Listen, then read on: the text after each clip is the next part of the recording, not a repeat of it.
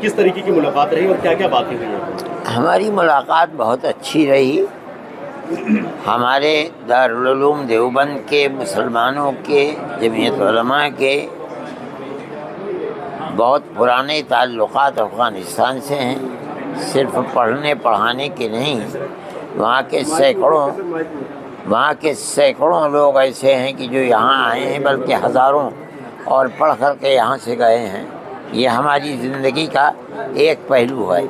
دوسرا پہلو یہ ہے کہ ہمارے اکابر نے جو آزادی ہندوستان کے لیے قربانی دی ہے، جو مالٹا کی جیل کے اندر رہے ہیں، انہوں نے مالٹا جانے سے پہلے سن 14 میں یہاں سے بھیج کر مولانا عبید اللہ سندھی کو افغانستان کی سرزمین کو چنا تھا، وہاں جلا وطن حکومت انڈیا کی بنانے کے لیے.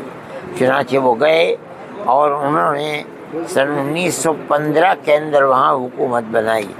امیر حبیب اللہ اور اس کے بعد امیر نصر اللہ وہاں بیٹھے اور ان لوگوں نے ان کی پوری مدد کی، جس کے اندر راجہ مہندر پرتاپ کو انہوں نے صدر بنایا، مولانا برکت اللہ کو وزیر اعظم بنایا اور مولانا عبید اللہ سندھی کو وزیر خارجہ بنایا. یہ ہندوستان کی ایسی تاریخ ہے کہ سوائے ہمارے اکابر کے کسی کے اندر یہ دمخم نہیں تھا کہ وہ دنیا کے اندر آزادی وطن کے لیے جلا وطن حکومت بنا سکتا. میں نے ان سے یہ بات کہی ہے کہ اس جلا وطن حکومت اور ملک کے اندر کوششوں کے نتیجے کے اندر ہندوستان آزاد ہوا ہے.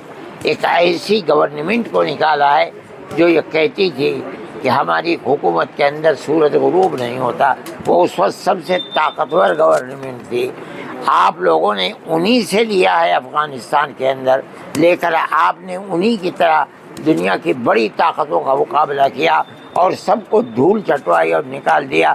میں یہ سمجھتا ہوں کہ آپ کو یہ سبق ہمارے اکابر سے ملا ہے. انہوں نے اس کا انکار نہیں کیا، انہوں نے میری اس بات کو قبول کیا.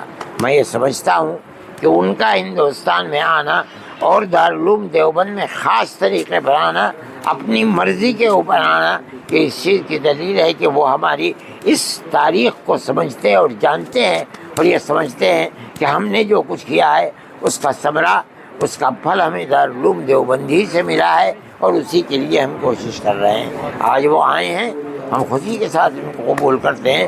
ہم نے ان کو اہلاً و سہلاً کہا اور ہم نے یہ کہا کہ ہماری محبت کا یہ پیغام آپ امیر المومنین کو جا کر کے دیں.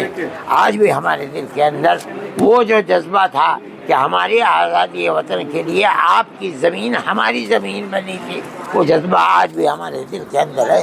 ہم اس کی قدر کرتے ہیں. حضرت مولانا حسین مدنی صاحب کس طریقے سے دیکھتے ہیں آپ، کتنا فائدے مند آنے والے دنوں میں ہونے والا؟ یقیناً میں یہ سمجھتا ہوں کہ افغانستان جیسے لوگ جنہوں نے قبول نہیں کیا کسی غیر ملک کی اپنے تسلط کو، چاہے وہ دنیا کی سب سے بڑی طاقت ہو، اس طاقت کے ساتھ اگر اس ملک کے ہمارے تعلقات ہوں گے، پیار و محبت کے تعلقات ہوں گے، بھائی چارے کے تعلقات ہوں گے، تو ہمارے ملک کو اس سے بہت فائدہ پہنچے گا. کیا افغانستان کے طلبا کا کوئی ایسا معاہدہ ہوا داخلے کے لیے آئے؟ یہ دونوں ملکوں کی سیاست کے اوپر ہے.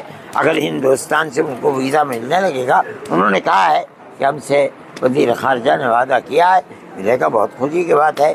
ہندوستان میں آئیں گے، پڑھیں گے وہ لوگ. کیا مہیلاؤں کی تعلیم کے بارے میں بھی کچھ باتیں ہوئی ہیں؟ ہماری کوئی اس مسئلے کے اوپر بات چیت نہیں ہوئی. مولانا صاحب انہوں نے لڑکیوں کی تعلیم پہ بندش لگائی ہے، اس پہ کچھ مشورت، کچھ رائے نہیں، ہم سے کوئی بات ہی نہیں ہوئی اس مسئلے کے اوپر. آپ نے کچھ رائے نہیں، نہ انہوں نے پوچھا نہ ہم نے رائے دی.